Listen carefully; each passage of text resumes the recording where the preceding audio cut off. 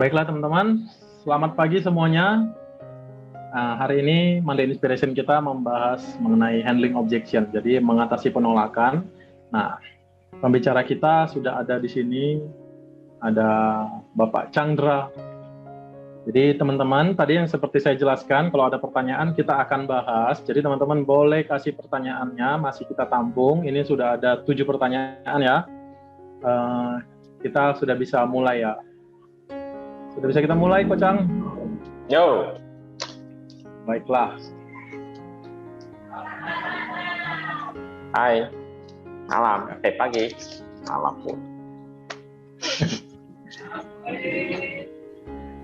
Baik, kita langsung bahas saja ya. Ini pertanyaan pertama. Bentar dong. Ada berapa orang di sini? Sini ada 16 orang. Dan Hai semua. banyak yang baru juga.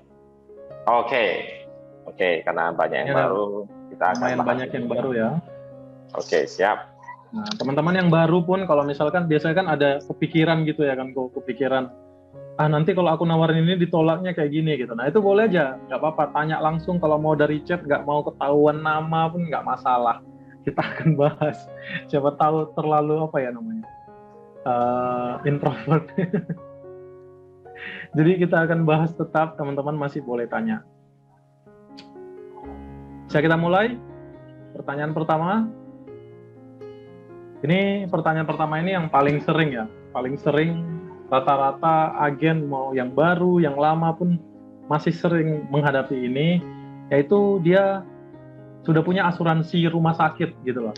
Karena kan sekarang kan COVID nih, yang paling sering kita tawarin itu kan asuransi untuk COVID, untuk rumah sakit. Karena asuransi kita juga mengcover dampak dari COVID gitu ya, perawatan COVID ataupun isoman itu kan di cover. Nah, jadi kita lagi getol-getolnya untuk nawarin asuransi rumah sakit. Nah, yang sering dihadapin agen biasanya kan, sudah punya kayak gitu. Nah, jadi apa yang harus kita lakukan? Oke, pertanyaan pertamanya itu ya. Jadi apa yang harus agent jawab ketika ketemu nasabah yang dia bilang tuh, oke, gue udah punya. Sebenarnya kan nasabah jawab begitu karena dia ingin satu ya, menghindari kamu ajak dia asuransi. Bisa aja dia nggak punya, tapi dia bilang punya. Itu satu, kemungkinan pertamanya itu. Jadi ketika seseorang ngomong sesuatu, kita harus nangkap dulu maksud-maksudnya apa gitu. Jadi ada kemungkinan satu, dia sebenarnya cuma untuk menghindari kita.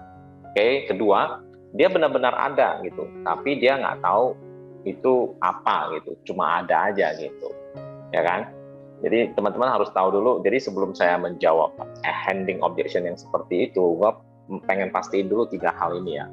3 hal ini yang diri pribadi kita harus tahu dulu. Satu, setidak-tidaknya ketika Anda ditolak, itu sudah membuktikan satu hal ya. Anda lebih maju 1 langkah dibanding orang yang tidak prospek. Kan itu. Berarti karena Anda ditolak, berarti aku udah bisa memastikan Anda itu ada prospek gitu. Jadi Anda sudah lebih maju 1 langkah dibanding agent-agent yang tidak prospek sama sekali. Jadi itu bagi saya itu sebuah hal yang bagus. Itu satu, pertama yang harus Anda tahu.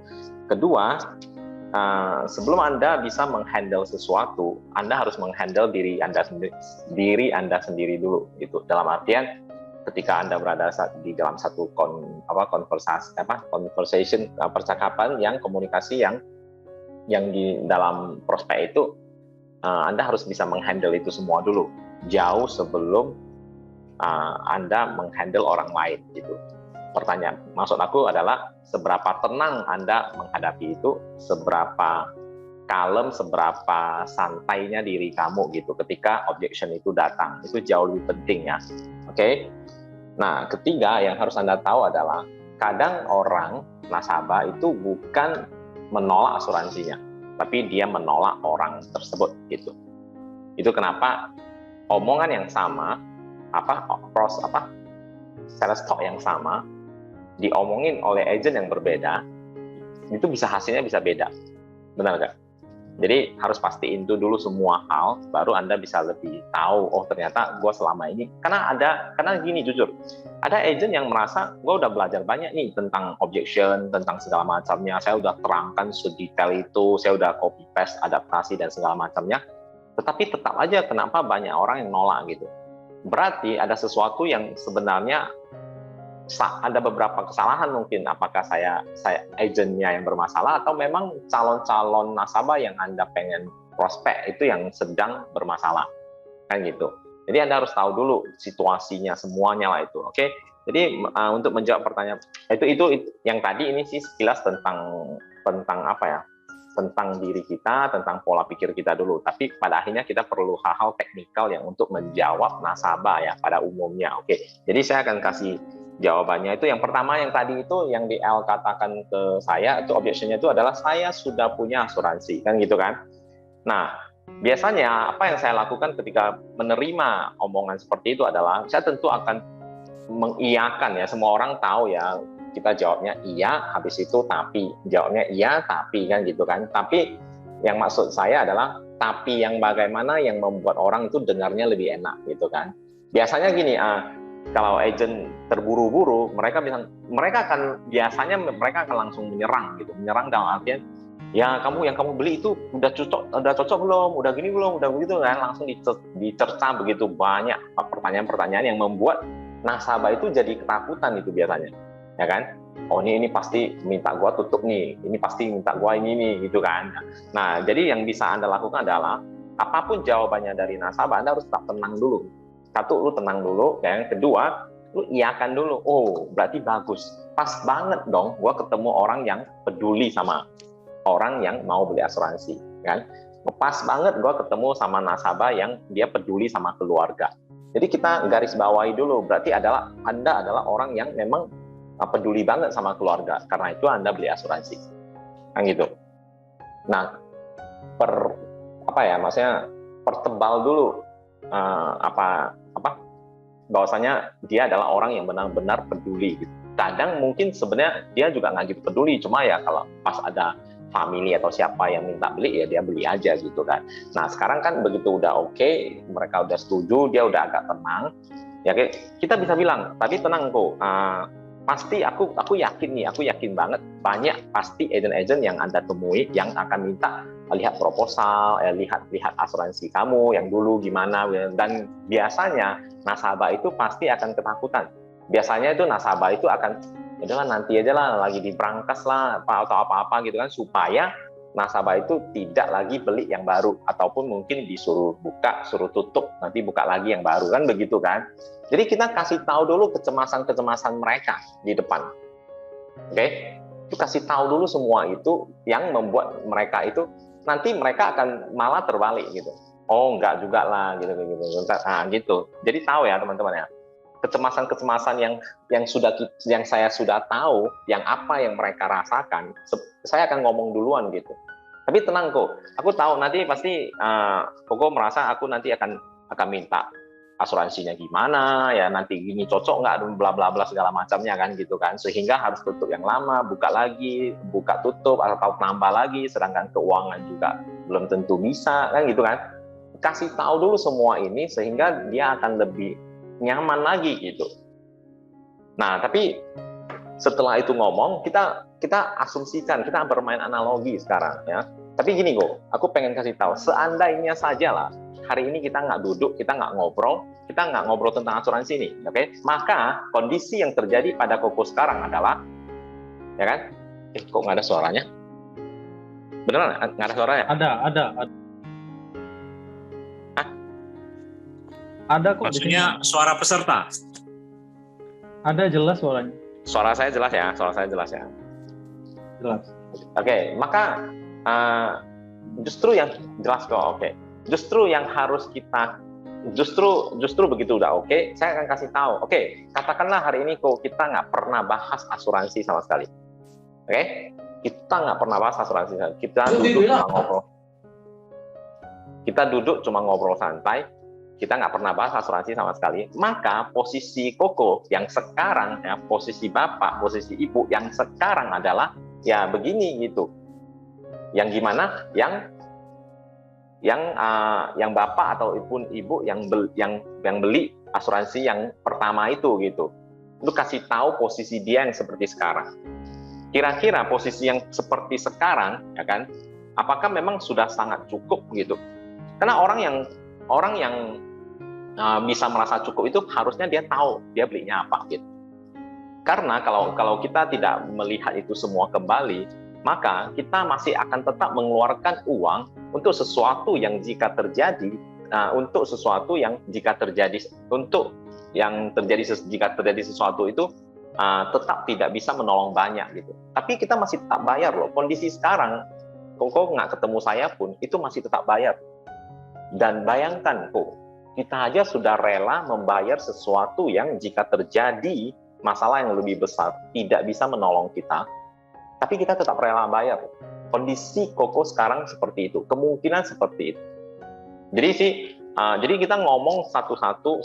Jadi istilahnya kata Faiz itu seperti apa? Kita sedang membuka pintu kan, ya kan? Kita buka satu dulu, pelan-pelan buka. Akhirnya dia bisa menyadari bahwasanya harus ada sesuatu yang harus gua ubah. Memang harus lihat gitu. Bukan lagi takut bahwasanya aduh nanti dia datang lagi minta saya tutup buka lagi gini. Kita harus membuat kondisi dia bahwasanya kalau lu nggak ubah pun lu tetap bayar loh gitu. Bayangin lu tetap bayar. Kamu pengen bayar sesuatu yang jika terjadi masalah pun tidak menolong kamu. Itu aja kamu rela loh gitu. Masa nggak rela bayar sesuatu yang memang bisa menjaga seluruh keluarga kita. Jadi dari sini biasanya nasabah akan lebih aware ya. Biasanya nasabah akan lebih benar juga ya. Toh kalau memang setelah dikasih tahu dan ternyata memang manfaatnya sesuai dan segala macamnya, saya tetap akan meminta Koko itu melanjutkan, bukan mengubah. Kalau memang sesuai. Tapi nggak apa-apa. Jadi lihat juga.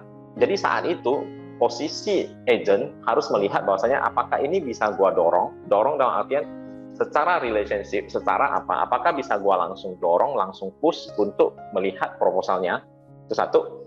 Kalau secara relationship-nya bisa lakuin, jika secara relationship-nya belum begitu kuat, stay dulu di sana. Stay dalam artian nggak apa-apa, Koko pikirin dulu, nggak apa-apa, santai aja kita gitu. Oke, secara relationship jika belum kuat, jangan didorong dulu. Biarkan mereka mikir dulu. Ngerti ya? Jadi ada beberapa keputusan yang harus kita tahu berdasarkan kondisi masing-masing antara agent dengan nasabah. Nah inilah yang gue bilang kalau agent yang udah 5-6 tahun ke atas, 3-4 tahun ke atas, biasanya mereka punya feeling itu ya. Ya seperti spider sense-nya itu, mereka udah punya feeling itu untuk gua maju, hari ini gua harus maju, hari ini gua harus santai dikit, harus ini gua harus. Nah, agent-agent senior saya merasa mereka punya kemampuan itu. Nah, agent-agent baru ini yang kadang agak bingung kan? Benar nggak? Agak bingung gitu. Tapi selalu ingat satu hal, dengan Anda ditolak, itu sudah membuktikan Anda udah satu langkah maju ke depan dibanding agent yang tidak pernah prospek, dan itu bagus. Oke?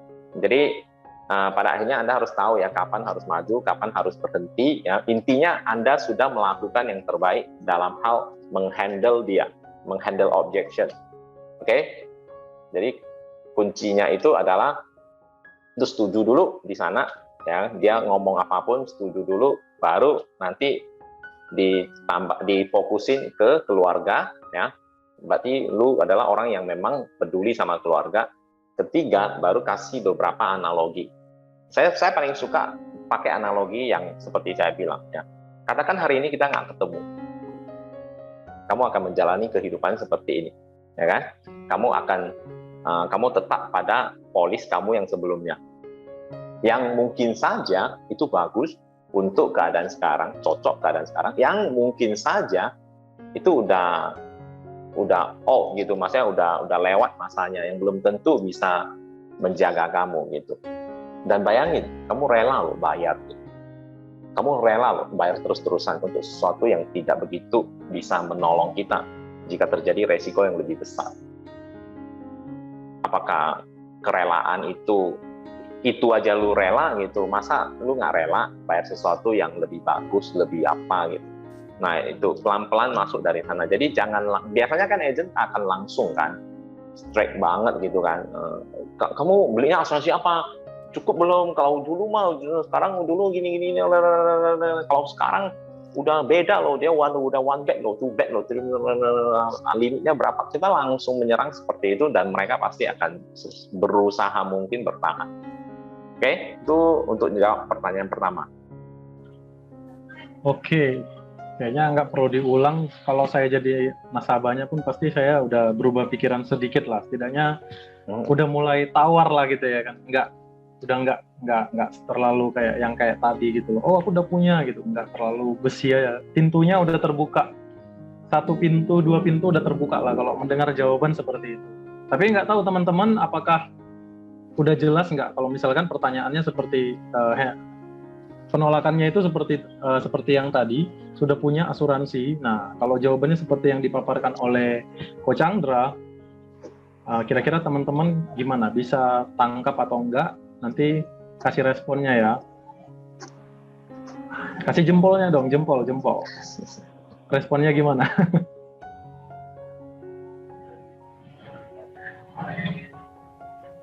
Oke, sepertinya sudah paham. Nah, Kocang ini dia melanjut ke pertanyaan yang tadi, tapi ini berbedanya gini.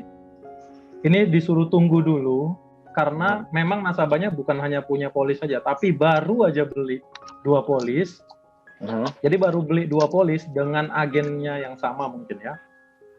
Itu dia baru beli 2 polis untuk anak-anaknya. Nah, ini maksudnya si agen ini ingin menawarin proteksi kesehatan untuk istrinya gitu, yang sekarang mau masuk untuk istrinya gitu loh. Jadi tapi baru beli, polisnya masih baru. Dan dia udah beli. Dia udah ngobrol lah pasti ya. Ya dia baru beli punya anaknya 2 polis yang baru. Nah ini selanjutnya udah nawarin buat istrinya, tapi disuruh tunggu dulu lah. Kemarin kan baru beli 2 gitu. Oke. Kira-kira bagaimana? Nah, berarti untuk seseorang, memang ini akan agak sulit, tapi karena kenapa? Bayangin ya, kalau hari ini saya itu adalah satu orang yang punya income segini, ya kan?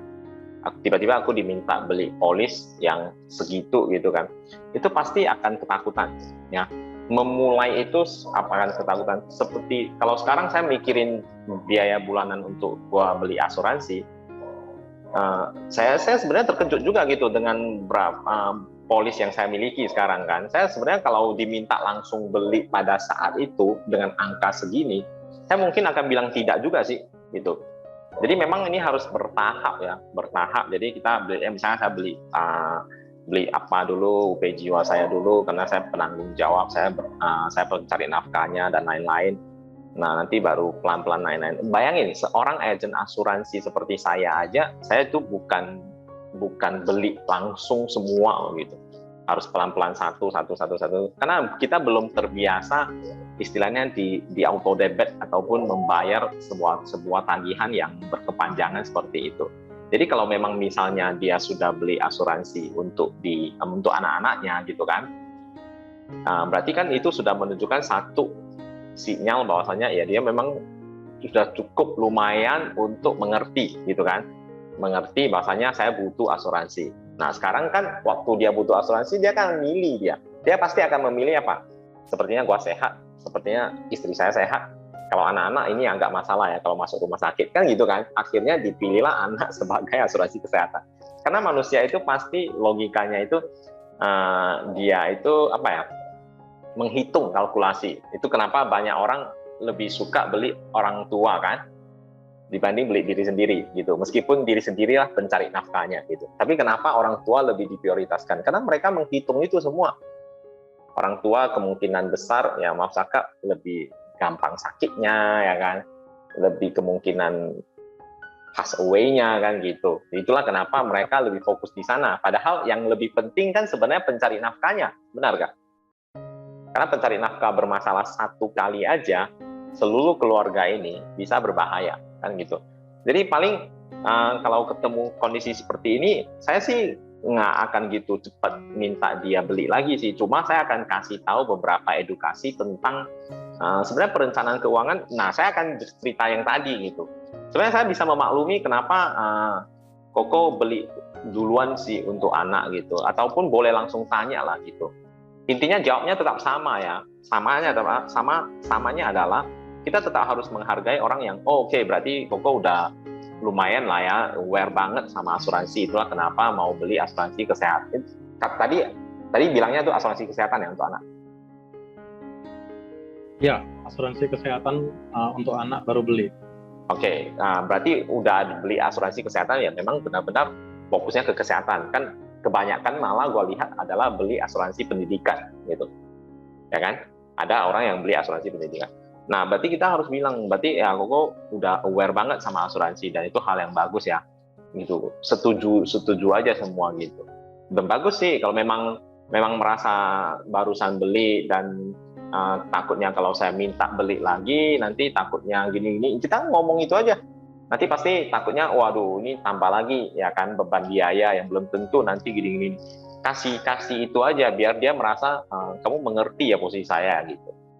Jangan dipaksa, karena untuk kondisi seperti itu saya yakin sih mungkin sekitar 70-80% mereka pasti akan menunda, meskipun kita tahu mereka itu sanggup ya, belum terbiasa itu namanya. Jadi cuma buat aja satu relationship yang memang bahwasanya aku mengerti loh posisi kamu gitu, nggak masalah posisi kamu. Terus nanti lu pelan-pelan kasih edukasi aja gitu, kasih edukasi dalam artian sebenarnya kalau boleh tahu kenapa yang diprioritaskan itu anak ya, kalau boleh tahu gitu, kita tanya aja gitu kan, pasti dia akan jawab ya karena kemungkinan kan anak akan lebih sakit atau apa, atau mungkin lebih murah mungkin ya kan, premi anak-anak kan lebih murah atau apa gitu kan. Dari sana kita bisa menggali informasi. Berarti kamu lebih cari murahnya atau apanya. Nah, nanti baru dari sana pelan-pelan masuk bahwasanya sebenarnya kita tahu sendiri ya kan, bahwasanya dalam kehidupan keluarga, satu keluarga ya, yang paling harus diasuransikan sebenarnya kan pencari nafkahnya. Ya kan, kita tahu semua itu sih sebenarnya. Nah, pelan-pelan ngomong, tapi kita ngomong doang gitu, nggak usah langsung nge-push untuk lu harus beli sih sebenarnya. Nggak harus. Dengan cara kita ngomong aja sebenarnya itu ada signal bahwasanya kamu salah beli loh gitu. Kamu sebenarnya salah beli loh. Yang harus kamu beli itu adalah asuransi kamu loh, diri kamu loh sebagai pencari nafkahnya kan gitu. Tapi itu pun kita nggak bisa langsung kan. Nggak bisa langsung begitu meminta mereka, kamu udah salah beli ini, nggak bisa. Jadi pelan-pelan aja itu. Kalau saran saya ya, nggak bisa langsung meminta mereka langsung nambah polis ketiga 4 dalam waktu sedekat itu sih. Bagi saya sih lebih bagus perkuat relationship-nya dan pastikan dia mengerti asuransi dari kamu. Bahwasanya asuransi itu kebutuhan utamanya di sini, kebutuhannya gini. Pastikan dia taunya dari kamu. Oke? Oke, jadi kalau jadi agen ini nggak boleh kayak apa ya namanya, kayak terlalu kejar target sama satu orang gitu ya.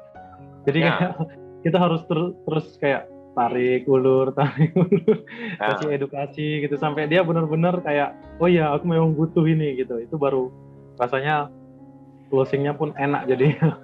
Ya supaya referensi ke depan itu lebih panjang aja gitu. Karena membuat orang masuk itu nggak sulit. Yang sulit adalah bagaimana membuat nasabah kamu jadi marketing kamu. Itu yang sulit. Lu kalau mau cakap, kalau mau buat orang masuk sama kamu, ya paling lu baik-baik aja ya kan. Tiba-tiba lu kasih anaknya ulang tahun, lu kasih cake ulang tahun gini. Lu lakuin aja terus-terusan seperti itu 2-3 kali. Ya pasti nggak enak hati itu. Orang Indonesia itu paling gampang nggak enak hatinya. Ya kan? Untuk bilang tidak aja itu rasanya sulit banget loh bagi orang Indonesia. Itulah kenapa mereka nanti saya mikir-mikir ya nanti gini, tapi akhirnya terjadilah yang namanya ya PHP yang berterbaran di mana-mana gitu kan. Kalau orang-orang barat kan mereka straight kan, langsung to the point. Kalau memang mereka merasa kamu tidak capable untuk menjadi agen asuransi saya, ya enggak gitu. Oke. Oke, gimana jawabannya teman-teman? Kalau misalkan ada pertanyaan seperti itu, menjawab nggak? Boleh Jadi responnya langsung. Gimana? Jadi kita itu bukan istilah pasrah ya. Aduh, dia udah ada, tapi bukan juga istilah kita harus langsung. Pokoknya gue harus buat dia beli polis ketiga, polis keempat, enggak. Tapi buat dia itu memang merasa kita bisa membuat dia sampai satu momen merasa sepertinya saya salah beli nih. Bukan salah beli dalam artian apa ya, tapi sebenarnya prioritas kebutuhan utama gue sepertinya belum saya beli nih, malah saya prioritaskan yang kesehatan anak-anak dulu gitu. Aku suka bilang rumah itu ada ya kan, mobil itu ada, semua itu ada ya karena si pencari nafkahnya gitu. Hari ini kalau saya kehilangan rumah, saya kehilangan mobil gitu kan, saya nggak masalah gitu. Selama saya masih sehat, saya masih ada, saya masih bisa mencari itu kembali. Ya seperti orang kalau ditanya kan, bank itu beberapa hari lalu kan baru broadcast kan tentang bangkrut dan apa? Yang tentang bangkrut. Lebih takut bangkrut atau lebih takut? Saya lupa juga broadcastnya itu apa. Nah sama sih sebenarnya, orang lebih takut bangkrut. Padahal kalau bangkrut nggak masalah sih. Selama kamu masih sehat, selama kamu masih bisa bekerja dan lain-lain. Yang bahaya kan maaf sakit meninggal. Yang bahaya kan maaf sakit lu sakit yang sampai membuat kamu itu tidak bisa melakukan apa-apa. Itu yang bahaya, itu yang kebocoran resiko yang paling berbahaya. Itulah kenapa kita lebih butuh asuransi di hidup kita. Oke.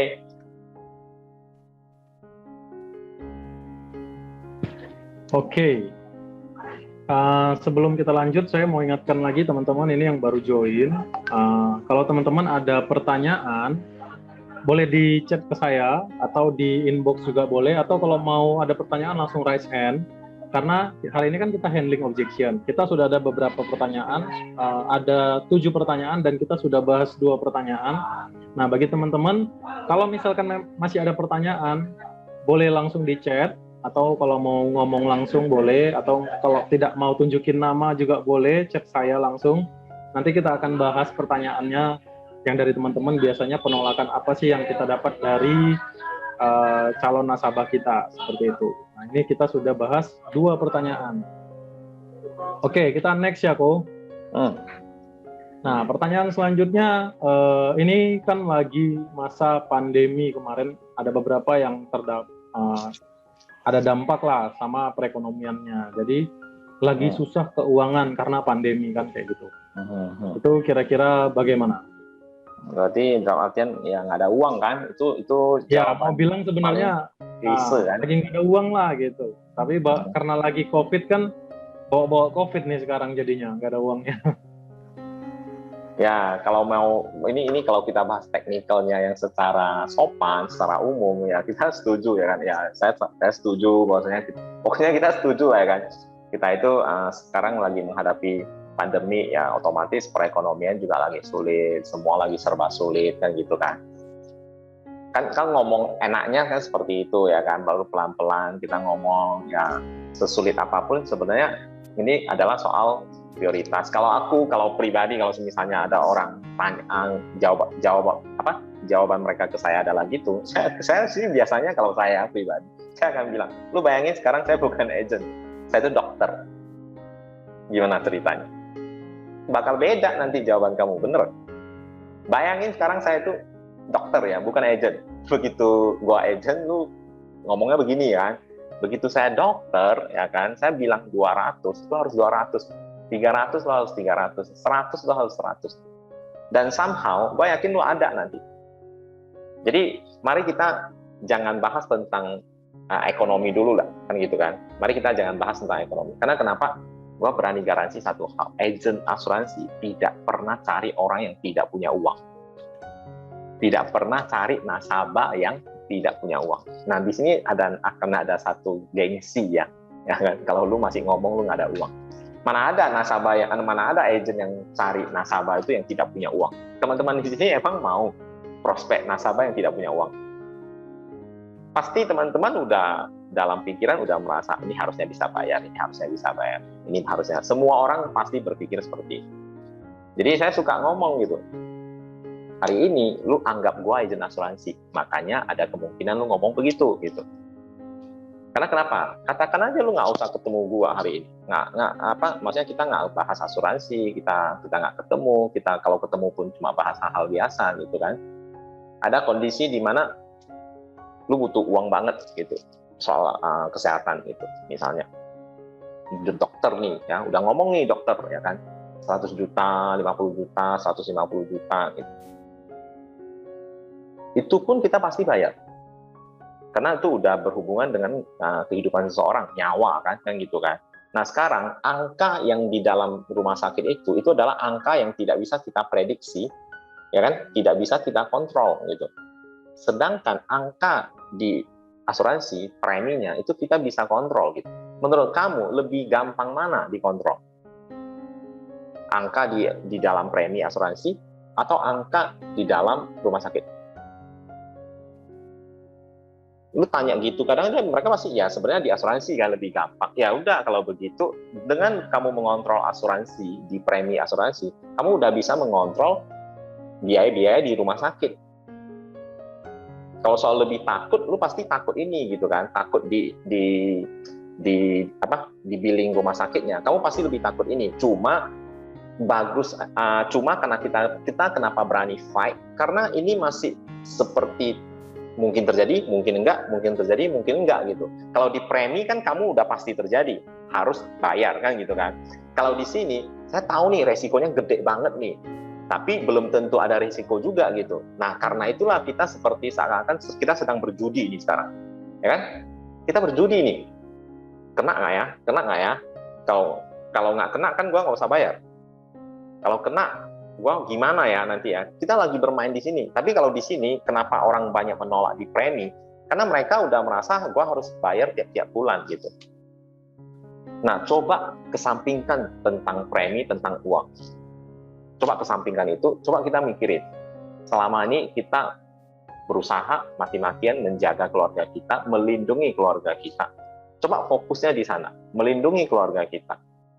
Kalau kita mampu sendirian, nggak masalah gitu. Tapi kalau ada masalah yang lebih gede datang, sekali saja datang menghampiri, bukankah ini akan menjadi sia-sia banget? Bukankah ini akan berdampak sangat luar biasa untuk kehidupan keluarga kita? Dan padahal kita punya kesempatan itu. Kita punya kesempatan itu hanya dengan membayar beberapa persen dari income kita untuk melindungi keluarga kita. Jadi omongan-omongan seperti ini jauh lebih penting dibanding saya nggak tahu gimana jelasinnya ya. Ini mungkin saya jelasinnya itu lebih seperti terkonsep sesuatu atau apa. Nanti Pak Is yang akan di akhir acara yang nanti akan dikonsepin seperti apa. Pokoknya yang saya maksud adalah omongan-omongan seperti ini yang akan lebih powerful gitu dibanding seperti debat sama dia ya kan gini. Tapi kita menjelaskan aja semua kondisinya gitu. Ya saya jelasin kondisi ini seperti lagi judi. Ini kan belum tentu kena gitu. Makanya kita berani berada di kondisi ini gitu kan. Ini nggak kena, belum tentu kena. Tapi sekali kena bahaya loh lu. Oke. Tapi kan belum tentu gitu. Jadi kita bermain. Jadi hidup ya benar-benar pada akhirnya ya sebuah pilihan kan. Sebuah pilihan, lu mau yang mana gitu. Tapi minta dia fokus ke keluarga. Lu udah bangun keluarga ini begitu lama ya kan, lu udah jaga mati-matian, lu udah berusaha banget gitu, mati-matian untuk menjaga mereka gitu. Dan kamu sekarang punya kesempatan itu untuk menjaga mereka lebih aman hanya dengan mensisihkan 10-20% loh gitu dari income kamu. Untuk mensisihkan itu sih saya rasa semua orang sebenarnya bisa gitu kan. Katakanlah pandemi sekarang gitu kan, dari 10 juta turun ke 8 juta, kita juga tetap hidup. Nanti kalau turun ke 6 juta ya kita tetap hidup gitu. Jadi sebenarnya kita mampu gitu. Cuma kita masih sering mengkalkulasi itu semua gitu, antara kena atau enggak gitu kan. Ya nggak maaf cakap, kalau udah kena ya jangankan asuransi yang 1 juta, 3 juta per bulan pun kita bayar. Karena dia bisa menutupi yang 300 sampai 3M itu kan gitu. Nah, omongan-omongan seperti ini akan jauh lebih bermanfaat kuncinya sana ya, kuncinya di sini ya. Maksudnya kita membuka semua gitu, kita menceritakan keseluruhannya, analoginya itu supaya nasabah itu lebih terbuka gitu. Bahwasanya saya bukan berada di posisi agent, saya berada di posisi kamu menjelaskan efek-efek, konsekuensinya. Oke? Cukup menjawab lah ya. Cukup menjawab, tapi gini kok, biasanya kalau saya lihat ini kan agen-agen baru, tadi kan Coach Chandra udah bilang kita nggak mungkin lah nawarin ke orang yang nggak punya uang kan gitu kan. Tapi saya beberapa kali ketemu agen-agen baru, ini memang benar-benar mungkin karena lagi panas-panasnya kali ya, itu semua ditawarin gitu kan. Jadi kayak lagi naik Grab juga ditawarin gitu kan, terus lagi kemana ketemu di mana semua ditawarin gitu. Mungkin karena lagi panas-panasnya, jadi ada sharing dikit sama saya dulu, dia bilang ya aku pengen nawarin ini karena aku kemana-mana kan naik Grab, jadi setiap naik Grab pasti pengen rasanya aku tawarin kayak gitu. Ya kan, itu udah jelas kayak apa ya, penolakannya yang paling sering ya itu uangnya pas-pasan, udah nggak cukup lagi gitu. Ya sebenarnya kalau memang pada akhirnya ada cara yang lebih sederhana yang saya lakuin, misalnya ya, ini untuk teman-teman yang istilahnya udah mentalnya bagus gitu kan, saya nggak ada uang, oh pas lah, saya juga memang cari orang seperti itu. Kalau cari orang yang beruang, mereka sanggup kok bayar asuransi, maksudnya mereka sanggup kok bayar rumah sakit. Justru aku cari orang yang nggak sanggup gitu, lu nggak punya uang kan gitu kan. Jelasin, justru nggak punya uang itulah kenapa lu harus tanda tangan hari ini sama saya. Ya jelasin aja begitu. Nanti dia akan bingung gitu. Kenapa aku sudah ngomong saya nggak punya uang, kamu masih paksa gua beli asuransi kan gitu kan. Saya akan jelasin kenapa. Nah, katakanlah kamu sekarang nggak punya asuransi, ya kan, nggak punya uang dong kan gitu. Terus ada masalah. Bayangin, kamu udah ada masalah kan, ya kan? Dokter bilang 50 juta ke kamu. Ada masalah, nggak ada uang kan, lu ngomong aja langsung ke dia, nggak ada uang kan. Nah, waktu kamu nggak ada uang, tapi kan rumah sakit pasti jalan nih 50 juta, ya kan, 50 juta, katakan kamu nggak ada uang, memang nggak ada uang, tapi bagusnya adalah ada saudara yang baik hati, ya udahlah, nah ini gua pinjamin 50 juta, kamu berobat dulu gitu, kan, kamu berobat, pinjamin, selesai semua. Nah, si saudara kamu pasti bilang, ya udahlah, gini aja, kamu pasti nggak bisa langsung bayar kan 50 juta. Ya udah, gini aja lah, gua minta kamu cicil saya aja lah 1 juta per bulan. Bisa nggak? Kira-kira? Ya, nasabahnya pasti akan jawab bisa kan. Ya udah, sebelum kejadian lu cicil gua aja sekarang. Kok bisa? Gua tadi barusan bilang. Jadi ya tetap bisa aja sih sebenarnya, ya kan. Ya buktinya setelah ada kejadian lu bilang mau nggak mau ya harus cicil. Ya udah, sekarang lu cicil aja ke saya sebelum kejadian itu. Nah, kenapa nggak mau? Karena kita masih memperhitungkan itu, ya kan, belum tentu kena, belum tentu ini, belum tentu itu gitu. Bayangin, semua kehidupan yang terjadi pada kita secara tidak langsung meminta orang lain yang bertanggung jawab. Gimana tuh ceritanya? Harus hidup sampai segitunya gitu. Ya kan? Kita buat aja kondisi yang bisa, maaf cakap ya, membuat malu nasabah kan. Apapun yang terjadi dalam hidup kita, seharusnya kitalah yang bertanggung jawab atas hidup kita. Gitu. Oke? Ada beberapa versi ya dari kata tidak ada uang yang lu bisa langsung to the point juga. Minta mereka, ya udah, lu beli aja sekarang karena lu nggak ada uang. Lalu jelasin kondisinya. Oke. Nanti kembali lagi ke yang pola yang tadi dijelaskan Coach Chandra ya, apakah jangan-jangan itu memang hanya alasannya aja sebenarnya ya kan, kebanyakan kan seperti itu, ini alasan gitu, bukan kondisi mereka yang sebenarnya kan kayak gitu. Oke teman-teman, gimana kalau misalkan mengenai penolakan tidak ada uang, jelas, bisa kasih jempolnya kalau jelas. Oke, kita jelas ya. Oke, kita lanjut nih. Kita lanjut pertanyaannya. Ini jadi gini kok. Kan kebanyakan agen kan kalau udah jadi agen lah gitu. Nah, tiba-tiba ini bukan agen aja sih, tapi semua biasanya kalau misalkan mau masuk ke multi level atau apa gitu. Nah, baru-baru itu chatting ke temennya, tiba-tiba langsung tanya kabar lah gitu kan, nanya kabar, tiba-tiba langsung kayak PDKT. nawarin produk gitu. Nggak, langsung nawarin produk gitu kan. Nah, jadi ceritanya chatting itu pertama bagus nih, chatting, terus ngomongin kerjaan gitu lah ya. Sampai bahas insurance itu tiba-tiba hanya di-read aja jadinya gitu. Ini sebenarnya kan kalau kita lihat pun ini kan nggak benar juga ya kan. Maksudnya cara seperti ini nggak benar. Nah, itu bagaimana itu kalau seperti itu? Oke, berarti awal-awal kita istilahnya PDKT lah, say hi, ya kan, ngobrol. Ya, ini udah lama, tapi udah lama nggak ada kontak atau nggak ketemu, misalkan gitu lah. Oke, terus udah lama tiba-tiba nggak ketemu. Ya, say hi, tanya kabar gitu kan, soal kerjaan. Terus mulai masuk nih, nyerempet ke insurance gitu. Habis itu pas udah bahas insurance-nya, udah di-read doang jadinya. Oke, berarti yang ditolak itu ya bisa jadi dua itu. Satu ya memang asuransinya dia nggak mau langsung, ya kan. Pokoknya lu bahas asuransi, saya nggak mau langsung kayak gitu. Kedua ya memang secara kedekatan kalian berdua itu ya belum dekat gitu kan. Masih ada unsur apa ya? Belum.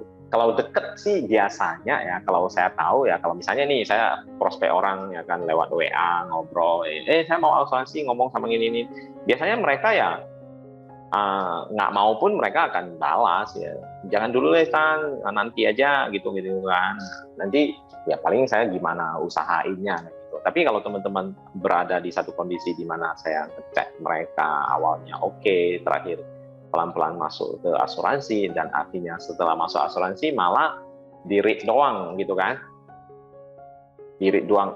Saya mau pastiin satu, apakah itu kejadian pertama kali? Bisa aja setelah di-read dia merasa agak risih, nggak mau balas, ya kan, terakhir lupa balas, bisa aja, ya kan. Atau kedua ya memang dia sama sekali nggak mau bahas asuransi. Nah, kalau aku mau buat kondisi ini istilahnya playing victim ya bagi gue ya, buat aja kasih nanti beberapa hari lagi, bilang aja ke dia, saya mau bilang nih, maaf nih kalau tiba-tiba saya bahas asuransi kamu merasa agak risih atau gimana, ya udah nggak apa-apa, ke depan saya juga nggak bahas asuransi sama kamu gitu. Kasih tahu aja, minta maaf seperti itu gitu. Nah, kalau biasanya sih akan ada respon kan, biasanya akan ada respon. Kalau memang tidak ada respon ya bagus dong, kamu nggak usah kehilangan banyak waktu untuk teman seperti itu. Benar kan? Ngapain kamu habisin waktu untuk orang seperti itu juga kan gitu kan. Jadi jawab aja ke dia begitu. Ya kan? Cek terakhirnya itu kamu kasih tahu, maaf nih, sepertinya waktu saya bahas asuransi kamu nggak ada respon, atau memang tidak begitu suka ya sama asuransi ya. Kalau memang begitu ya saya minta maaf gitu kan. Ini gitu. Buat aja kondisi bahwasanya dia yang canggung nanti. Ya, tetap menjaga hubungan baik lah gitu ya. Ya. Tapi nanti kan jadi ketahuan kan. Kayak yang tadi Coach Chandra bilang, jadi ketahuan dia kenapa sebenarnya nggak read gitu. Siapa tahu, oh iya ya kelupaan kemarin lagi sibuk. Ternyata gitu. Bisa aja kan. Kitanya udah baper ternyata kan. Nah, kita baper duluan, kita ada apa gitu kan. Tapi kalau memang dia teman yang seperti itu ya bagi saya ya bagus, kamu nggak habisin waktu gitu kan. Ya, jadi kita bisa next gitu ya. Ya. Intinya apapun yang terjadi di penolakan apapun yang terjadi, yang paling penting untuk teman-teman ya itu, kamu harus tetap bisa menghandle diri kamu. Itu yang paling penting. Dan kamu harus menerima kenyataan bahwasanya di bisnis apapun di dunia ini, itu hal yang wajar banget gitu kan. Kamu mau bilang jual sembako itu gampang, gitu. Coba aja tawarin beras ke saya pasti tolak. Orang saya udah ada beras di rumah, padahal sembako itu penting banget loh, gitu kan. Jadi pas aja, maksud aku jangan merasa bahwasanya bahkan bisnis yang sangat-sangat orang butuhkan seperti sembako dan lain-lain ya, yang bahkan misalnya kuota internet ya kan, kamu merasa kuota internet itu gampang, semua orang udah bisa beli sendiri loh gitu. Coba tawarin ke orang yang punya kuota lebih gitu misalnya, mereka juga tolak kamu gitu. Tapi kenapa orang-orang yang jualan kuota itu begitu ditolak atau apa-apa, mereka nggak merasa baper kan, aduh kenapa dia tolak gua gitu kan. Enggak, mereka tetap lanjut, mereka tetap akan mencari, fokusnya adalah tetap mencari orang-orang yang memang butuh kuota, ya kan? Mereka hanya fokus di sana gitu, mereka bukan fokus kenapa ini orang ya, kenapa tolak gua ya, padahal kan penting kuota, padahal kan gini, padahal kan gitu, ya karena fokusnya mereka bukan di sana, fokusnya mereka adalah bagaimana mencari orang-orang yang memang butuh. Dan pasti banyak orang yang memang butuh kan. Jadi handle diri sendiri itu jauh lebih penting kan? Sebelum kita menghandle objection yang ada. Oke, next. Buat teman-teman yang sering ditolak, misalkan ditolak seperti itu dari chatting atau dicuekin, jadi jangan baper dulu ya. Cari cara buat deketin dia gimana untuk berhubungan baik aja gitu ya. Baru nanti kan jadi tahu lama-lama kenapa sih dia nolak kalau kita bahas asuransi gitu. Nanti kalau kita udah punya hubungan baik, bisa jadi dia juga akan pintunya udah terbuka lah, satu pintu udah terbuka kalau kita bisa tetap menjaga hubungan baik dengan dia. Oke? Nah, kita next ke pertanyaan selanjutnya. Ini yang paling sering nih, paling sering dari dulu. Mau agen lama pun pasti sering menghadapi ini. Nanti dulu kita bandingin sama yang lain, sama perusahaan lain. Dia mau coba banding dulu sama perusahaan lain. Dan ini biasanya nasabah nggak diam-diam ya. Kalau mau bandingin langsung biasanya seperti itu. Ini ada 2 pertanyaan, sepertinya sama ya. Karena perusahaan lain preminya lebih murah. Preminya bisa lebih murah. Jadi rata-rata nasabah sekarang itu kan udah pinter nih soal asuransi. Nah, udah banyak yang udah tahu lah, banyak tahu soal asuransi. Jadi biasanya langsung nggak main malu-malu lagi, langsung ngomong kayak oh di sana preminya lebih murah loh gitu.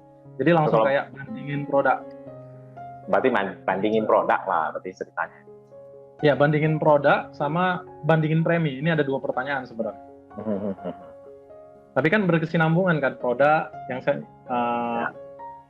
kadang nggak ngomongin manfaat, tapi kebanyakan sih ngomongin langsung kok di sana preminya segini, bednya sama loh, one bed biasanya gitu. Gimana kok? Oke, kalau udah sampai posisi begini mah udah gampang banget loh, malah. Gampangnya adalah mereka udah kasih tahu objectionnya itu, berarti kan satu, oke, saya akan bilang kamu bandingin sesuatu itu bagus. Artinya kamu membuktikan satu, kamu udah pasti mau beli, cuma belinya di mana dan sama siapa, kan gitu. Gue hanya mau pastiin itu satu dulu, kamu harus beli, cuma gue nggak tahu kamu mau beli sama siapa dengan produk mana, kan gitu kan. Jangan sampai nanti kita ngomong, kita bahas, terakhir lu nggak ngambang juga, terakhir lu nggak beli apapun.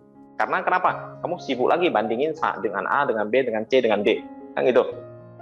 Nah kalau memang begitu, kalau memang lu memang pasti udah mau beli, lu tinggal cari produk mana yang lebih cocok dan lain-lain. Oke, saya akan jelasin.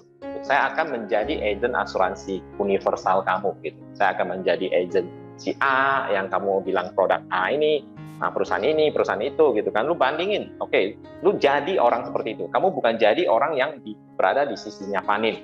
Kalau berada di sisinya Panin, kamu pasti akan ngomongin Panin yang lebih bagus dari mereka, ya kan? Misalnya dari sisi akuisisi, dari sisi biaya, ya dari sisi bisa jadi dari sisi premi, manfaat dan segala macamnya kan gitu kan. Nah, kamu harus berada di satu momen ya, di mana lu netral aja gitu. Oke, gue jelasin nih ya. Sekarang nih produk si A gitu. Ya, produk sini si A gitu. Dia bagusnya di sini, ya kan? Kalau lu bandingin sama si ini, dia bagusnya mungkin di limit tahunannya gitu kan. Dia di limit tahunan, ya dia lebih gede, dia lebih ini, ya kan? Secara premi begini, gini, lu jelasin dulu. Nah, kalau lu jelasin yang ini, nah kalau di sini posisinya, nah di jumlah harian tahunan di ICU full 365 hari, ya kan? Yang kalau di sini kan mungkin 150 hari misalnya. Tapi lu tidak seperti mengatakan ini lebih baik daripada ini, enggak. Kamu benar-benar menjelaskan dari sisi mana dulu gitu. Nah sekarang baru setelah lu bisa menjabarkan itu semua, makanya itu kenapa saya bilang agent itu jangan terlalu fokus untuk bagaimana sih mengalahkan produk lain. Nggak akan bisa, karena kita nggak tahu ke depan bakal terjadi apa. Lu bayangin, sama-sama produk Panin aja, yang MB9 dengan MBP, mana lebih bagus? Ya MBP kan? Tapi kalau tidak terjadi sesuatu ya sebenarnya MB9 lebih bagus, orang biayanya lebih kecil, Murah. kan gitu. Lu bayangin ya, dua produk sama loh, satu company loh gitu. Kalau saya tahu 10 tahun gua nggak ada masalah, dua-duanya gua nggak usah beli gitu kan. Gua udah saving biaya asuransi berapa banyak selama 10 tahun itu. Dan gua alokasikan ke unit link misalnya. Uang gua ya lebih banyak gitu. Jadi kan sebenarnya kok, saya itu nggak akan bisa mastiin, setelah saya jelaskan sedemikian detail pun, saya nggak akan bisa mastiin satu hal ke kamu. Saya nggak bisa mastiin produk mana yang lebih bagus untuk kamu. Tapi saya bisa mastiin satu hal untuk kamu. Produk mana yang lebih cocok untuk keadaan kamu. Itu saya bisa. Yang lebih bagus saya nggak bisa. Yang lebih cocok untuk keadaan kamu, ya, karena kita bukan hanya bahas tentang asuransi produk kesehatan seperti ini. Yang saya pengen bahas adalah bagaimana melindungi keluarga kamu, ya, secara keseluruhan, ya kan? Apakah memang benar setelah kita ngomong panjang lebar, inilah yang paling penting dalam hidup keluarga kamu? Belum tentu juga loh sebenarnya, ya kan? Kita sibuk membahas mana yang lebih baik asuransi kesehatan, ternyata yang bermasalah, yang bermasalah paling fatal itu misalnya kematian. Nggak ada satu uang pun yang tersisa untuk keluarga kita. Pencari nafkah nggak ada, uang warisan nggak ada, semua nggak ada. Kalau kondisi begitu gimana?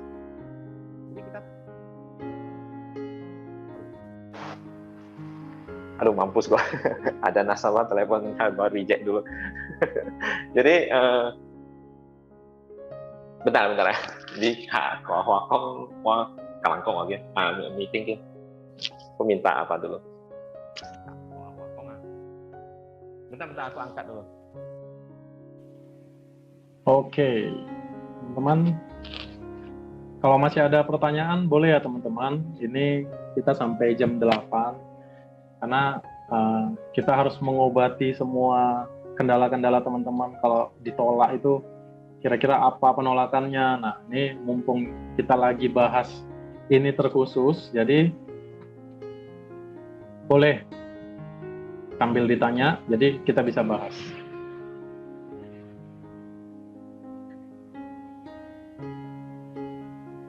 Di sini tadi udah ada 7 pertanyaan dan tinggal 1 pertanyaan lagi yang akan kita bahas nanti setelah ini. Jadi teman-teman kalau masih ada pertanyaan boleh di chat ya. Oke. Kedengaran tadi gua ngomong? Enggak masuk sore. Oke, sampai mana tadi? Sampai ya itu yang tadi ya tentang keluarga ya kan. Terus kita udah bahas sejauh itu ya kan. Ternyata bukan itu yang menjadi prioritas utama sebenarnya. Kalau itu gimana coba? Kita bisa menjelaskan sampai si nasabah itu bisa loh merasa, oh iya benar juga ya gitu kan. Aku sebenarnya lebih butuh agentnya gitu dibanding produknya lagi gitu. Karena produk itu bisa berubah kapan jam aja gitu. Nanti begitu berubah ya kan. Contoh nih, kita udah sepakat, oke, ini yang paling bagus, misalnya yang paling cocok lah ya kan, paling cocok. Ternyata nanti di beberapa bulan kemudian muncul lagi produk yang hampir sama semua tapi lebih murah gitu. Lu bayangin, lebih murah 50.000 aja per bulan biaya asuransinya. Setahun 600.000, 10 tahun udah berapa juta gitu. Ya kan? Dan lain-lain kita terangin gitu-gitu panjang lebar sampai akhirnya dia bisa aja makin bingung. Pokoknya harus buat dia sebingung bahwasanya saya itu saya udah putusin bahwasanya saya lebih cocok sama agennya gitu. Saya lebih mau pegang agennya dibanding produknya gitu. Kan bukankah dia pengen tahu produk lebih bagus, ya kan? Produk yang lebih bagus, ya yang dianya merasa itu lebih bermanfaat gitu. Padahal faktanya enggak gitu. Oke? Ya, mungkin kebanyakan agen juga langsung kelabakan ya kalau soal ngomongin produk lain gitu kan. Langsung kelabakannya itu kenapa sebenarnya? Karena pertama dia juga kurang menguasai manfaat. Mungkin salah satunya kurang menguasai manfaat produk dia sendiri. Mungkin bisa juga ya, Koya. Dia belum terlalu menguasai manfaatnya. Ada jadi kemungkinan besar di sana juga. Langsung terganggu kalau misalkan ada, oh ini yang kayak gini loh, kayak gini. Dengar dari perusahaan lain itu langsung terganggu. Dan memang banyak yang masuk ke saya juga ya seperti itu. Kalau udah soal bandingin produk, misalkan tanya produk dari asuransi lain gini. Terus ya saya jawab aja, oh saya kurang tahu kalau produk perusahaan lain, karena kan memang kita sekarang lagi ada di panen gitu kan, kita menguasainya panen, kita benar-benar tahu manfaatnya apa. Ya kalau misalkan ditanya kayak gitu ya kita juga belum tentu menguasai produk lain kan. Tapi mungkin yang tadi Coach Chandra bilang itu ya benar kayak gitu caranya. Tapi pertama teman-teman juga harus menguasai produk sendiri dulu. Jadi Ya, lebih dan percaya diri.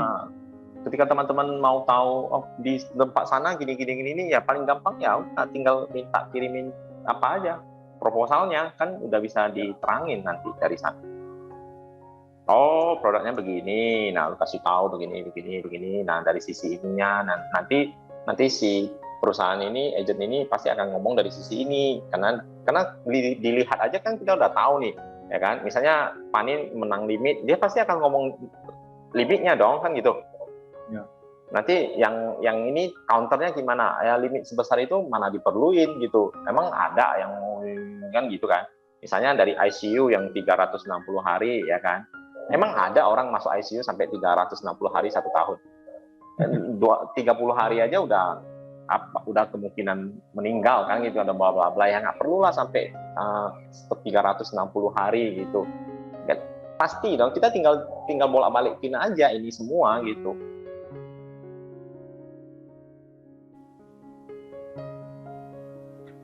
Oke, gimana teman-teman? Ini soal banding-bandingin produk itu bagaimana? Tapi menurut maksud saya jangan sampai kita sebagai agennya pun nggak percaya sama produk kita ya gitu. Jadi kayak hanya jadi ikut gitu loh. Iya ya, di sana ternyata memang lebih bagus ya gitu. Kalau gitu ya udah ikhlasin aja udah. Jangan dibahas lagi. Oke ya. Ini teman-teman pertanyaannya tidak ada masuk lagi, ini yang terakhir. Pertanyaan yang terakhir ini klasik banget sebenarnya karena udah sering asuransi itu penipu. Oh ya, kemarin juga ada itu ya, teman kita, agen baru juga, yang langsung dia nawarin temennya, tapi langsung, suamiku nggak mau katanya, udah pernah ketipu sama asuransi. Gitu. Tapi tidak ada penjelasan memang. Dari si agen sendiri tidak ada penjelasan karena dia langsung mundur. Dia langsung mundur karena dibilang asuransi itu penipu, klaimnya nggak dibayar lah, saldonya habis kepotong, nah bla bla bla gitu. Jadi dari si agen sendiri tidak ada penjelasan kenapa penipunya, tapi seperti itu intinya. Tidak percaya lah intinya ya. Ya, nggak percaya sama asuransi.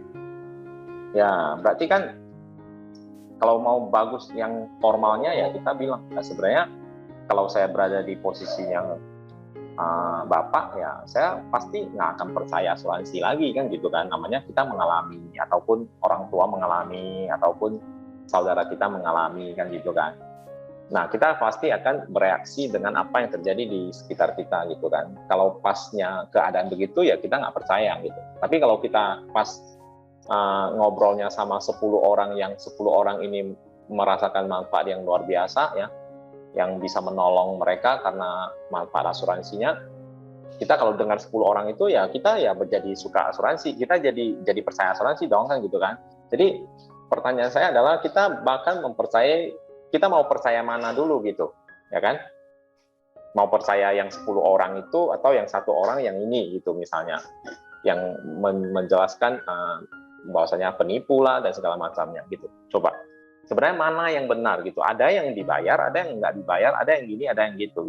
Jadi sebenarnya saya tahu bahwasanya kadang kita bisa mengambil keputusan berdasarkan pengalaman hidup orang lain, dan itu kadang bagus, kadang tidak kan gitu kan. Tapi bukankah lebih bagus nih kalau kita sendiri yang coba mencari tahu sebenarnya apa sih itu asuransi, apakah memang bermanfaat untuk keluarga saya.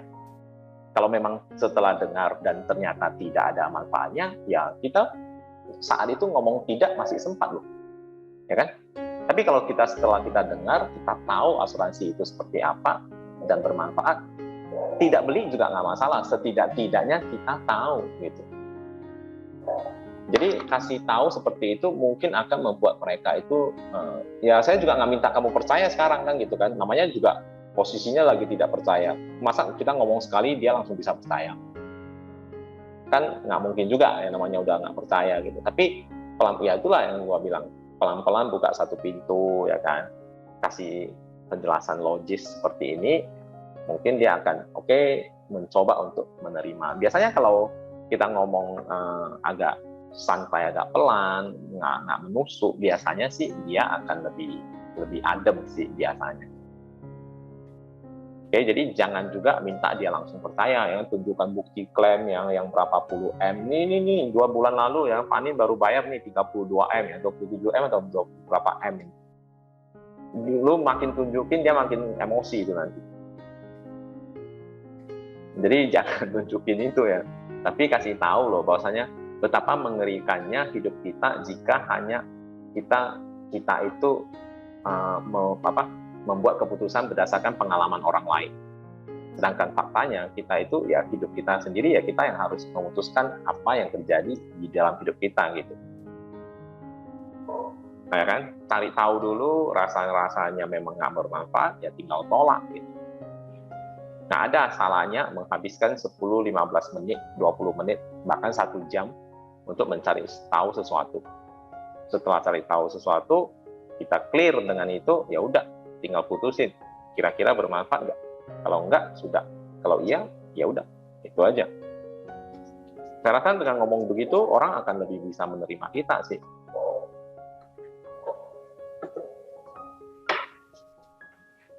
Oke. Oke. Gimana teman-teman? Jangan sampai nanti nggak bisa tidur ya malam ini, karena tadi itu kayaknya kurang terjawab itu pertanyaan yang itu. Ya. Gitu. Mendingan kalau mau jauh yang versi kasar gue juga ada ya. Ini mau versi lembut gimana? Ada. Yang versi kasar gimana kok?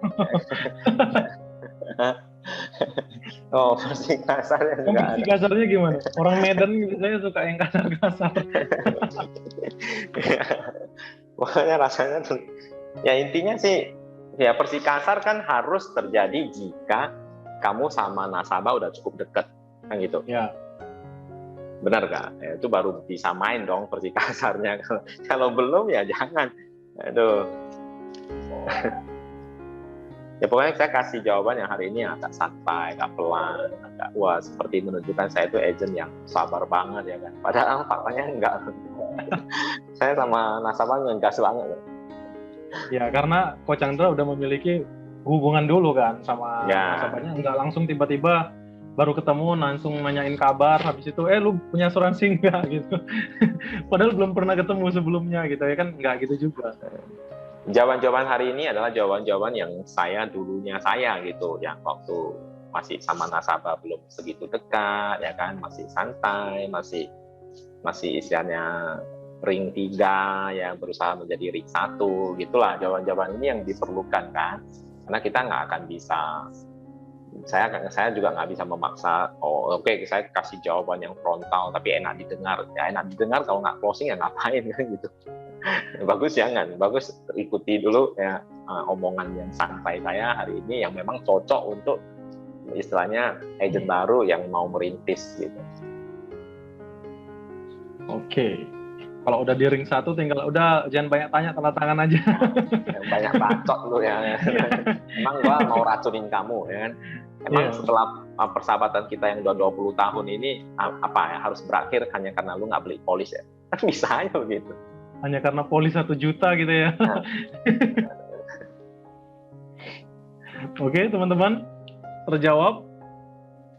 Ini udah habis nih pertanyaan. Jadi kalau teman-teman jangan berharap ada pertanyaan lagi. Kalau memang masih ada, mendingan dikeluarkan sekarang. Oke lah. Oke, untuk endingnya gimana kok nih? Saya ngelihat tadi kayak ada entah pola, entah apa namanya, kayaknya sama ya. Maksudnya dari setiap penolakan itu yang harus kita lakukan itu seperti kayak menyetujui dulu kan gitu ya? Ya, polanya begitu ya. Nah, polanya tuh kayaknya hampir seperti itu semua, rata-rata kita kayak okein aja dulu, setuju, baru nanti selanjutnya tergantung kreativitas kita bagaimana. Ya, jadi polanya itu lu setuju, 1 ya kan. Kedua adalah kamu berbicara seakan-akan kita nggak ketemu hari ini. Kamu menjelaskan kondisi dia sekarang dengan polis dia sekarang, efeknya seperti apa sekarang, Setelah itu baru jelasin lagi dengan analogi yang membuat dia itu, oh iya juga ya, kenapa saya rela ya bayar sesuatu yang sebenarnya udah tidak bermanfaat untuk kondisi saya sekarang gitu. Buat dia seperti itu. Biasanya sih dia akan lebih membuka hati. Oke, ya intinya satu ya yang pengen saya pesan ya itulah ya, teman-teman sebelum menghandle orang ya harus handle diri sendiri dulu. Nggak mungkin kita bisa menghandle orang lain jika kitanya aja dalam kondisi tidak siap, tidak ready gitu kan. Langsung kacau balau ketika ketemu objection, kita sepertinya langsung runtuh kan kepercayaan kita, atau langsung bisa seperti orang gila gitu atau apa gitu kan. Biasa agent itu yang saya rasakan di awal-awal. Memang kita berharap kita ngomong, mereka iya, kita setuju, oke, deal kan gitu kan. Ya tidak akan seindah itu sih kalau saya bilang, kecuali kamu punya nama baik ya kan, orang segan sama kamu ya kan, kamu paling gini naikkan alis mata aja mereka udah mau beli loh gitu, kalau memang kamu punya power itu kan.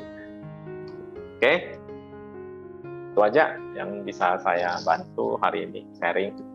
Oke, untuk closingnya udah segitu aja. Ada closing speech-nya lagi dari Coach Chandra? Closing speech-nya itu ya anggap aja memang inilah makanan kita gitu. Objection itu ya benar-benar makanan kita gitu. Saya menerima semua objection dan saya sangat suka objection gitu, karena itu akan membuat saya akan jauh semakin lebih kreatif di kemudian hari ya. Chandra yang hari ini ya nggak mungkin ada jika nggak ada objection-nya gitu kan. Begitu gua ketemu iya, ketemu iya. Jadi ketika saya ketemu yang problem lebih besar ya saya nggak akan mampu menghandle itu. Tuh. Oke, jadi memang harus anggap ya objection itu makanan kita gitu.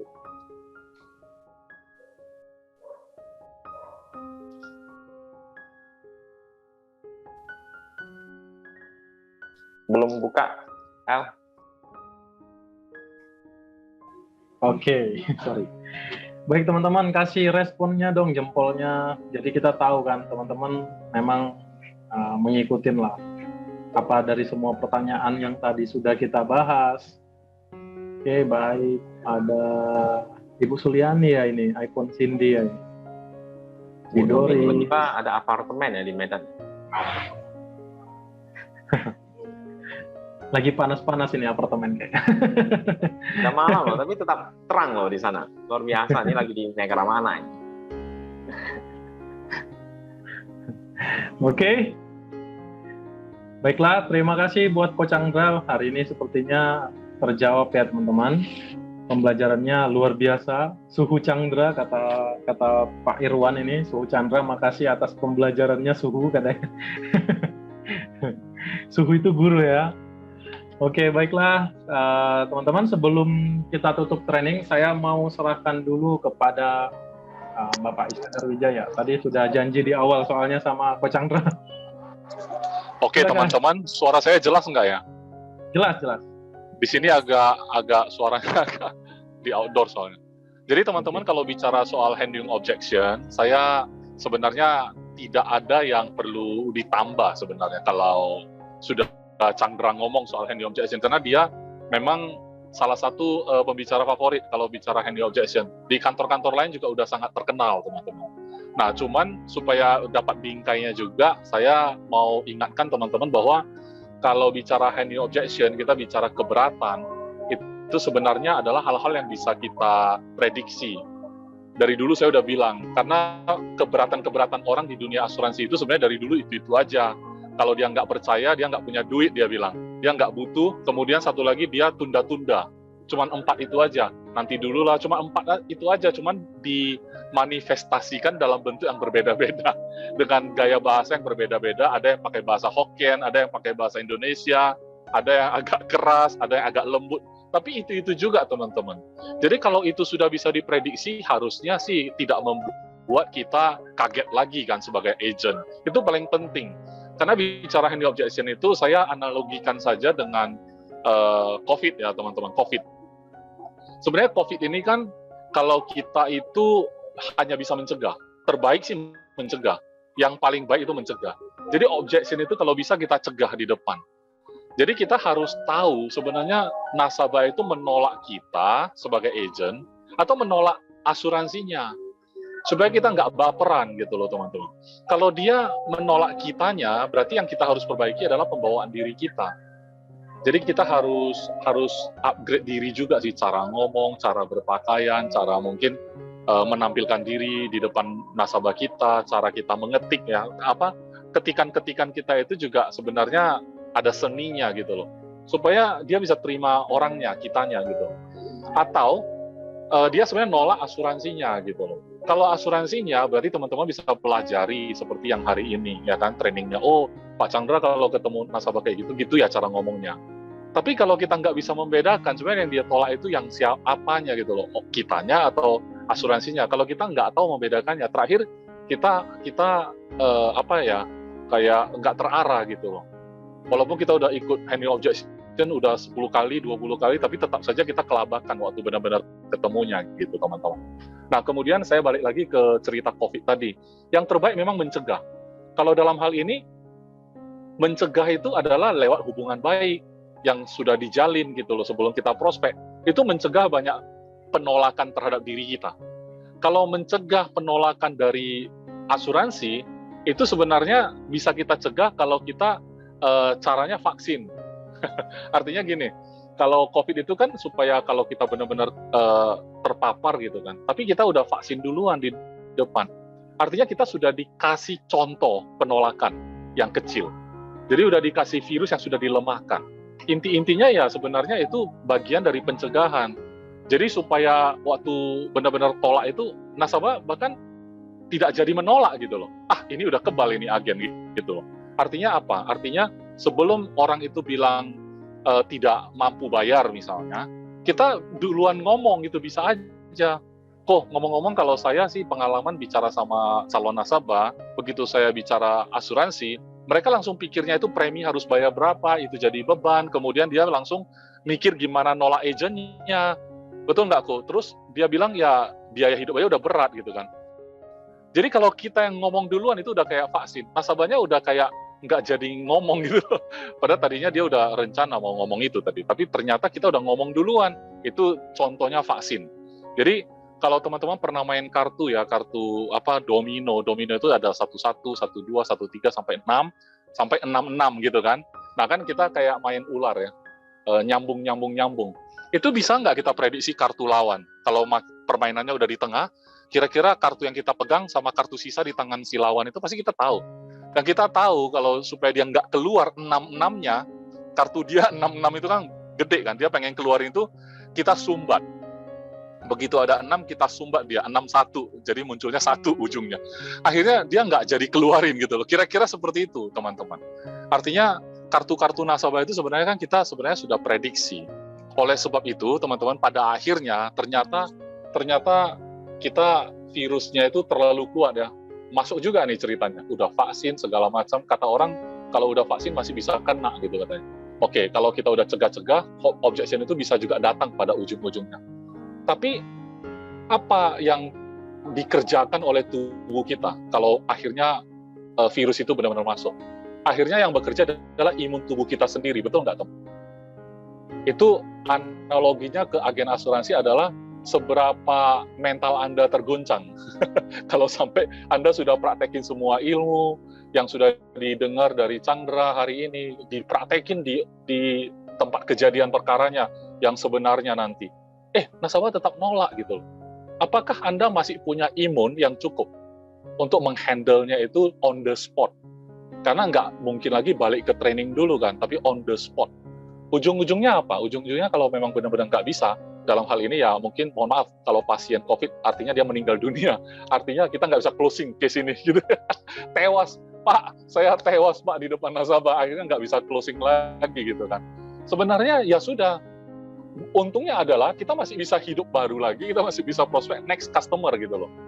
Satu nasabah yang tidak jadi masuk karena kita sudah handle objection sudah maksimal, akhirnya tetap tidak masuk, itu bukan akhir dari kiamat kan, bukan kiamat bahwa saya sudah tamat lah, nggak bisa lagi saya jadi agen.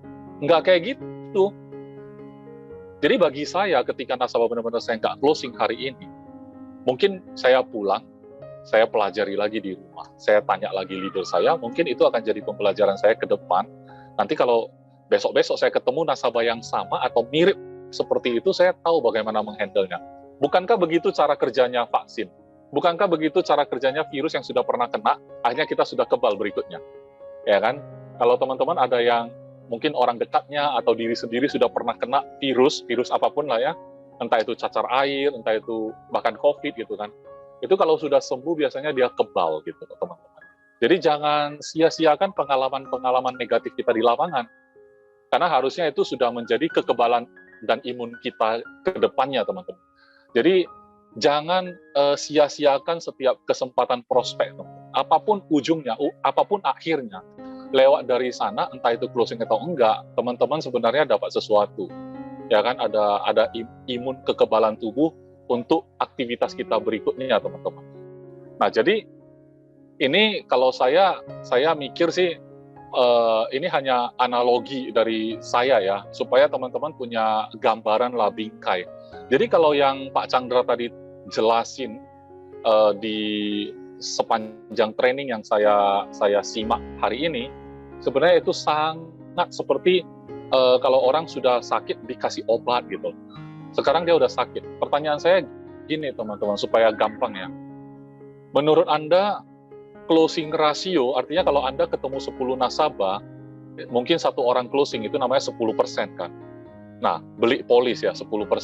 Menurut Anda berapa persen closing ratio seorang dokter? Berapa persen kalau kita proposal yang ditandatangani nasabah, 10% misalnya agentnya. Kalau pasien, berapa persen menurut Anda yang beli resep dokter yang sudah dokter buka resepnya? Misalnya dokter buka resep 10 resep. Menurut teman-teman, berapa resep yang dibeli sama pasien? Misalnya dia buka 10 nih, berapa menurut Anda? Bisa jadi 100%. Jadi sangat jarang orang tidak beli resep yang sudah dibuka oleh si dokter. Itu tahu nggak kenapa? Karena sebenarnya pada dasarnya orang datangi dokter, orangnya datangi dokter berarti dia udah sakit. Artinya di sini adalah kepentingan si pasien, bukan kepentingan si dokter. Nah, kalau ketika dokter itu buka, ya kan, dokter itu peduli amat Anda beli atau enggak, betul nggak? Yang penting sih dia sudah diagnosa, Anda datang dia diagnosa, dia tanya, fact finding juga si dokter itu ya. Fact finding akhirnya bikin proposal, yaitu resep ya, resep. Akhirnya si pasien pulang, dia tebus di apotek. Artinya dia jadiin polis gitu loh kalau di dunia asuransi. Artinya 100% closing ratio si dokter. Tapi tahu nggak berapa persen orang yang benar-benar sakit dan cari dokter pada ujung-ujungnya? Bukankah kita sering kali jadi dokter sendiri kan? Nggak langsung ke dokter, kita makan obat sendiri. Udahlah, nggak jadi ke dokter, udah sembuh duluan. Berarti kan kesaringannya itu di luar ruang praktek. Terjadi juga saringan sebenarnya. Cuman ketika dia datang ke dokter, itu saringan sudah terjadi. Ini orang sudah bakal closing punya gitu loh kira-kira. Tapi ingat ya, bedanya adalah waktu Anda datangi nasabah belum bermasalah. Jadi orang yang bisa ciptakan masalah, maksudnya cerita masalah-masalah sehingga nasabah itu merasa, wah, saya dalam masalah kalau saya tidak beli polis. Makanya Pak Chandra tadi kan kalau dia tekankan dengan dia ngegas ke nasabah, dia bisa bilang dengan gampang kan, playing victim ya. Ternyata panjang lebar saya jelasin yang jadi fokus kamu ternyata cuman premi ke premi. Ternyata kamu bukan fokus keluarga. Kamu bukan fokus melindungi keluarga. Kamu cuma fokus gimana supaya menghemat aja. Nasabah mikir kan, benar juga ya, kesindir sebenarnya, kesindir dan akhirnya mudah-mudahan ya kalau hubungannya udah dekat, si nasabah itu merasa perlu bertobat gitu kan dari pikiran kayak gitu, banding-banding produk kelamaan gitu kan. Betul juga ya setelah dia dengar penjelasan kayak Pak Chandra tadi itu, betul juga ya, oke saya harus berhenti membandingkan, saya harus putuskan hari ini. Kan gitu. Nah tentunya kalau kita bandingkan ke konsep tadi lagi, dokter itu sebenarnya tidak ada kepentingan, dalam hal ini kepentingan pasien lah yang membuat pasien pergi tebus obat. Jadi si nasabah bakal cepat-cepat suruh kamu jadikan proposal jadi polis, kalau kepentingan dia itu benar-benar terganggu. Kalau dia benar-benar sadar dia bermasalah. Jadi kita harus benar-benar pintar menjelaskan masalah itu, teman-teman. Dengan pintarnya kita menjelaskan masalah itu, maka objection itu sudah tereliminasi sendiri di depan. Jadi yang kayak nggak punya duit lah, udah tereliminasi, terbuang, ya. Karena dari awal kita udah ngomong, ya kan? Kalau kita dalam kondisi normal, kita jalan, kita bekerja, kita berusaha, kita punya usaha, kita jalani bisnis kita, itu kita harap semuanya normal. Tapi begitu terjadi yang namanya salah satu anggota keluarga sakit, misalnya, otomatis yang kita korbankan tentu apa yang sudah kita pupuk tadi, mulai terganggu. Ya kan, mulai terganggu. Artinya, rela nggak kita kalau misalkan nanti akan ada tagihan dari rumah sakit yang kita nggak pernah tahu berapa angkanya. Kita nggak bisa kendalikan. Inti dari Pak Chandra adalah, premi asuransi bisa kamu kendalikan hari ini. Kalau kamu bilang, saya sulit uang, ya berapa yang supaya nggak sulit? Misalnya 500.000, 800.000. Tapi dengan kita takar itu premi, berarti kita udah kendalikan risiko rawat inap. Tapi kalau kita nggak merelakan takaran premi, berarti siap-siap kita nggak tahu takaran berapa yang nanti mungkin tagihan rumah sakit menagih ke kita kalau misalnya terjadi risiko itu. Jadi bagi saya sih jauh sudah kayak vaksin tadi lah, sudah terhalangi ya, kartu nasabah itu nggak jadi keluar karena sudah kesumpat sendiri gitu loh. Jadi antisipasi maksud saya ya. Jadi paling terbaik sih kita mengantisipasi. Cara handling objection yang terbaik adalah mengantisipasinya. Tapi kalau sampai itu juga masih ada juga setelah kita antisipasi, maka kita harus tahu membedakan apakah itu menolak kitanya atau menolak asuransinya. Kita upgrade dua-duanya, teman-teman. Upgrade diri kita dalam hal ini, cara kita berhubungan dengan orang, cara kita berbicara, cara kita mendekatkan diri, juga upgrade skill kita di dalam hal asuransinya. Kalau dua-dua ini sudah kita antisipasi juga, maka kita peluang closing-nya lebih besar. Kita hanya bisa lakukan memperbesar peluang closing aja, teman. Kita nggak bisa memastikan jadi 100%. Tapi kalau untuk supaya kayak dokter tadi kan, dokter juga sebenarnya nggak tahu sih berapa persen resep yang akhirnya ditebus. Tapi menurut saya pasti sangat sedikit jumlah orang yang datang dibukain resep terus nggak beli. Saya pernah sih jadi pasien seperti itu. Saya udah sakit, saya datangi dokter buka resep, saya nggak beli akhirnya. Karena saya pikir udah mau sembuh sih, udahlah nggak usah makan obat lagi, gitu loh, sok-sokan sendiri gitu kan. Tapi sebenarnya kalau udah pikir kayak gitu, ngapain juga saya ke dokter tadinya kan gitu. Dari awalnya harusnya nggak usah pergi juga. Nah makanya ya itulah, seperti itulah teman-teman ya. Kira-kira apakah ini bisa membantu teman-teman?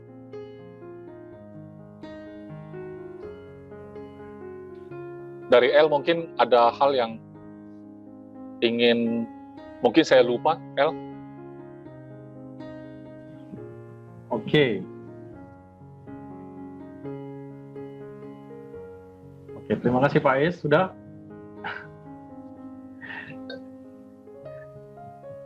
Oke, baik teman-teman.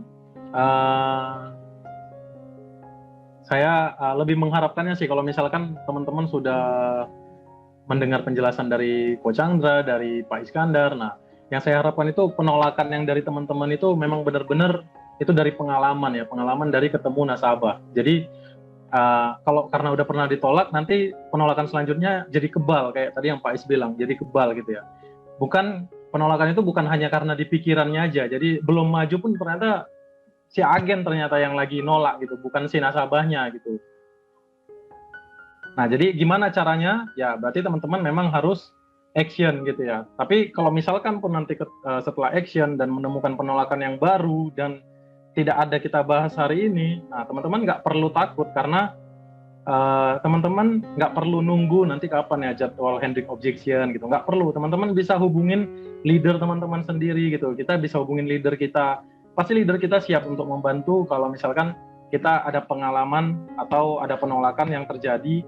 Walaupun dari di luar dari 7 pertanyaan tadi ada 7 pertanyaan. Nah, kalau misalkan ternyata masih ditolak juga, ya udah hubungin leadernya, boleh sharing karena leader kita itu sudah penolakannya itu sudah berdasarkan dari pengalaman pribadi dia ya. Oke?